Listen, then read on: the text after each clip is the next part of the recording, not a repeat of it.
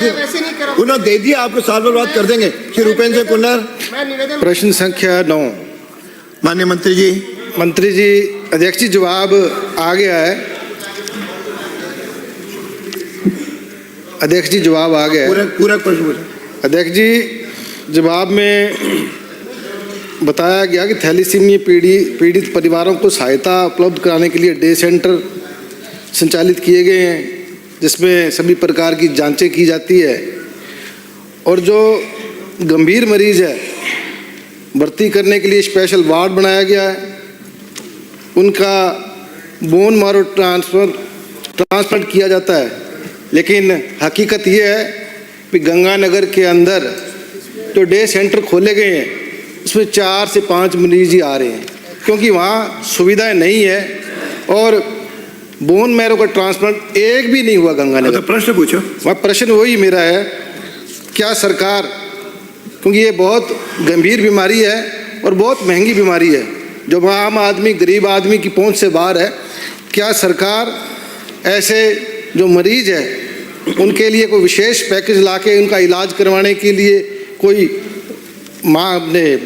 सुविधा है उनके पास या विचार रखती है? माननीय मंत्री जी। माननीय अध्यक्ष महोदय, ये माननीय सदस्य की वास्तव में चिंता वाजिब है कि थैलीसीमिया जैसी एक गंभीर बीमारी जो है, जिसमें ये आनुवंशिक बीमारी है, माता पिता में अगर कोई ये बीमारी होती है तो स्वाभाविक रूप से ये बच्चों में भी जन्म से ये बीमारी होती है। इसमें मुख्य रूप से बच्चों में कमजोरी आती है, खून चढ़ाना, ब्लड ट्रांसफ्यूजन जो होता है वो करना पड़ता है। राजस्थान में भरतपुर को छोड़ करके 6 संभाग मुख्यालय पर डे केयर सेंटर माननीय अध्यक्ष महोदय सरकार की तरफ से संचालित है और इसमें सबसे बड़ी इसका इलाज अगर कोई होता है तो वो बोन मैरो ट्रांसप्लांट ही इसका अंतिम उपाय है, जिसका समाधान के माध्यम से, ट्रांसप्लांट के माध्यम से इलाज हो सकता है।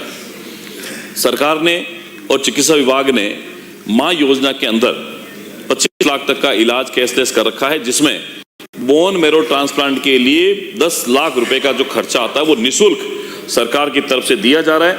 मैं माननीय अध्यक्ष महोदय सदन के माध्यम से कहना चाहूंगा कि अभी राजस्थान में थैलीसीमिया से पीड़ित 1105 दिव्यांगजन हैं, उनको 1250 रुपए प्रतिमाह पेंशन उपलब्ध करवाई जा रही है, जिसमें से 797 बच्चे वो जो जन्म से 18 साल तक के हैं।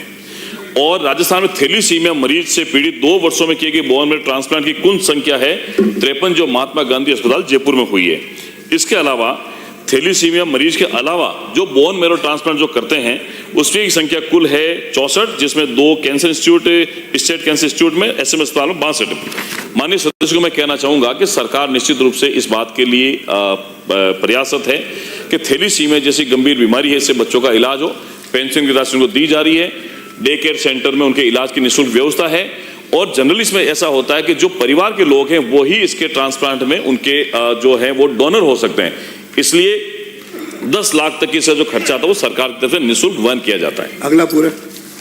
सर, मेरा दूसरा प्रश्न है, बजट 2024-25 में घोषणा हुई थी थैलीसीमिया से पीड़ित व्यक्तियों के उपचार हेतु हेमाटोलॉजिकल सेंटर की स्थापना के साथ ही मरीजों को बिना रिप्लेसमेंट रक्त संचरण की सुविधा उपलब्ध कराए जाने हेतु 10 नए रक्त संग्रहण की परिवहन वाहन उपलब्ध कराए जाने की घोषणा की थी।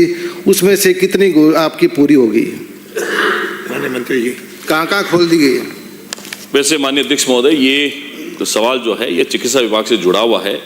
इसमें सहायता का प्रावधान था कि कितनी सहायता किस प्रकार से दी जाती है उसका विवरण मैंने बता दिया है। फिर भी जो माननीय सदस्य ने बताया बजट घोषणा के संबंध में, तो मैं माननीय चिकित्सा मंत्री महोदय से जानकारी लेकर के आपको उपलब्ध करवा दी जाएगी। अगला प्रश्न है।